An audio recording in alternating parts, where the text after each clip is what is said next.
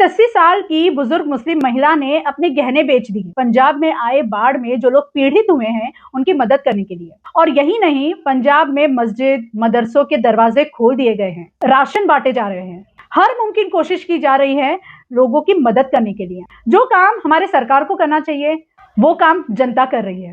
Vote मांगने की बारी आती है तो मोदी जी लंगर सेवा में लग जाते हैं, और अब जब वाकई में पंजाब में लोगों को उनकी जरूरत है तो मोदी जी गायब हो गए।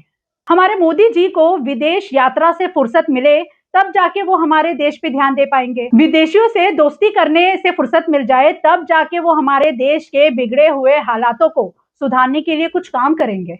अब विदेशी भारत में आके मोदी जी को तो वोट देंगे नहीं, मोदी जी को उनके ही भारत के लोग वोट देंगे। आज के दौर में जहाँ पे मुसलमानों को नेगेटिव बताया जाता है, जहाँ पे मुसलमानों को टारगेट किया जाता है, लेकिन जब जब हमारे देश में ऐसी कुछ आपदा आई है, जब जब हमारे देश में ऐसी कोई सिचुएशन आई है जहाँ पे मदद की जरूरत पड़ती है तो मुसलमान खड़ा होता है मदद करने की। ये चीज दिखाई नहीं जाती है। ये 80 साल की जो बुजुर्ग मुस्लिम महिला है तो इनको सल्यूट करना चाहिए। इन्होंने अपने बुढ़ापे के बारे में भी नहीं सोचा और इन्होंने अपने गहने बेच दिए लोगों की मदद करने के लिए, जो कि ये संदेश देता है हमें एक दूसरे की मदद करनी चाहिए। अगर हमें अपने देश की प्रगति के बारे में सोचना है तो हमें देश में रहने वाले लोगों के बारे में सोचना है।